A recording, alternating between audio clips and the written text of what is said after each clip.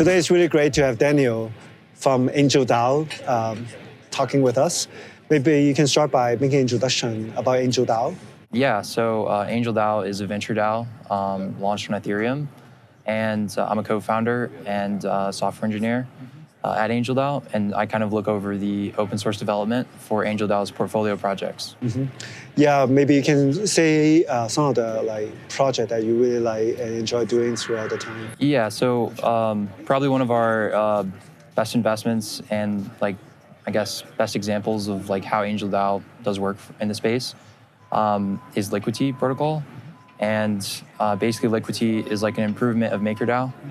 They removed the interest rates and created basically like a one-time dynamic fee and took out a lot of the, I guess, governance that exists in MakerDAO and made it algorithmic. So there really is none of those, I guess, governance issues that exist in Liquity.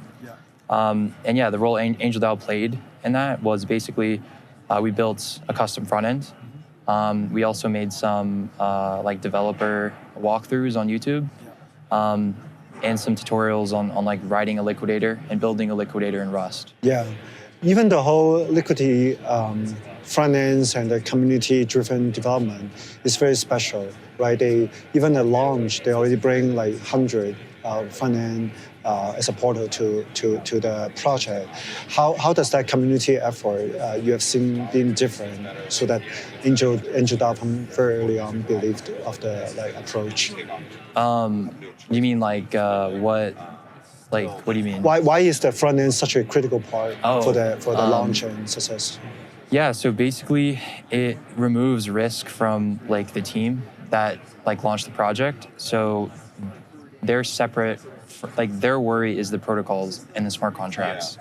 And they don't have to essentially worry about the front ends, but also it separates risk in regulatory sense to where they don't have to, I guess, again, they focus on the protocol.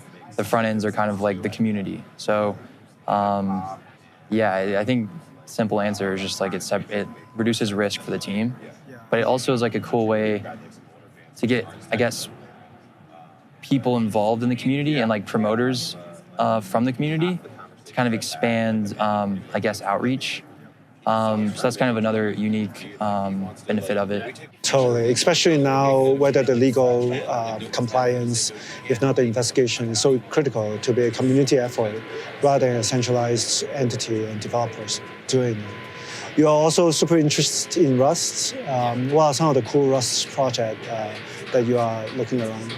Yeah, so I guess with most, I think, developers in crypto, MEV is something that is really interesting and a really cool topic to kind of learn about and dive into. And so, having dove down that rabbit hole and learned a lot about the different ways to kind of make money in MEV, you really realize how important performance is with your code. And so, yeah, I guess writing a lot of my bots and things like that in JavaScript, you quickly find out it's not good enough. Yeah, so, it's a few seconds difference. Yeah. So I needed to basically learn something that was more performant, and yeah, I was choosing between Go and Rust, and yeah, I really fell in love with Rust.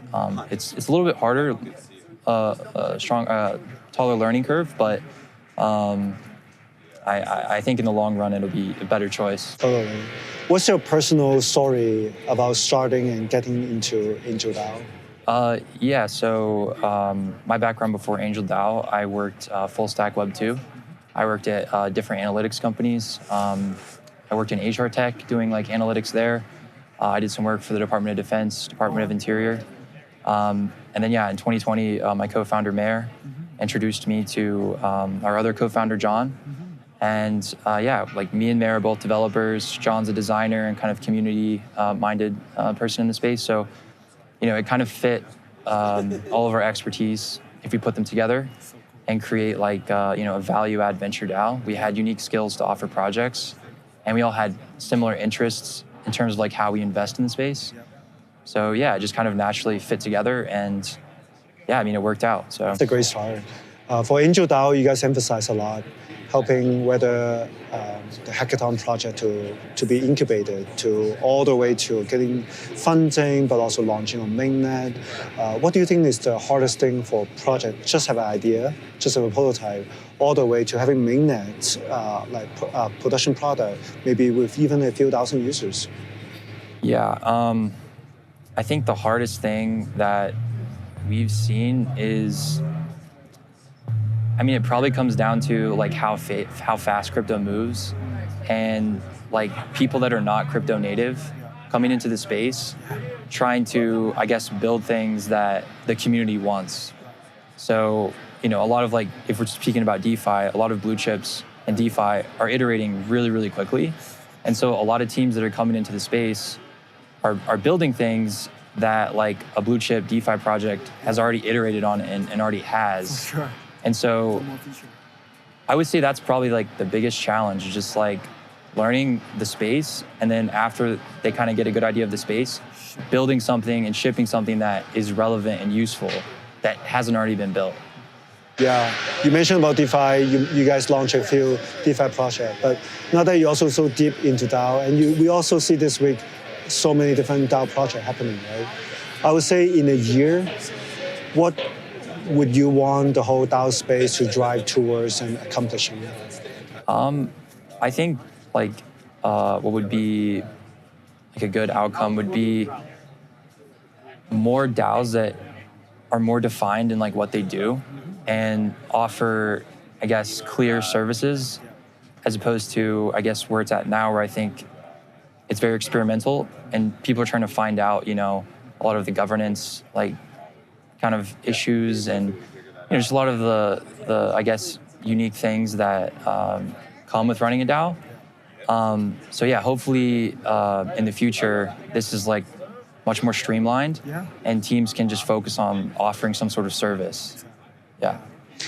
The last question is, how can Harmony be helpful to Angel DAO? Yeah, I think Mayor, one of our co-founders, has like done more due diligence, I guess, and research on Harmony. But yeah, I think I really don't have I can't say like, I don't know what your guys' like educational like content is, but yeah, I would need to like look into it. But I think every blockchain really can do work on like the education side and making things more accessible for like developers and engineers to come into. So yeah, I mean, I guess just keeping up a dialogue, going back and forth, finding out, new projects in the space that, and building on top of Harmony, where we can kind of come in and help there, or vice versa, where we have projects in like the Ethereum space or maybe on some other EVM chain that benefits from coming to Harmony. So I just think keeping up a dialogue and being accessible to the community, I think, is probably the best thing. Cool. Let's do some Rust projects together. Yeah. Yeah. Well, thank you, Daniel, for today. Yeah.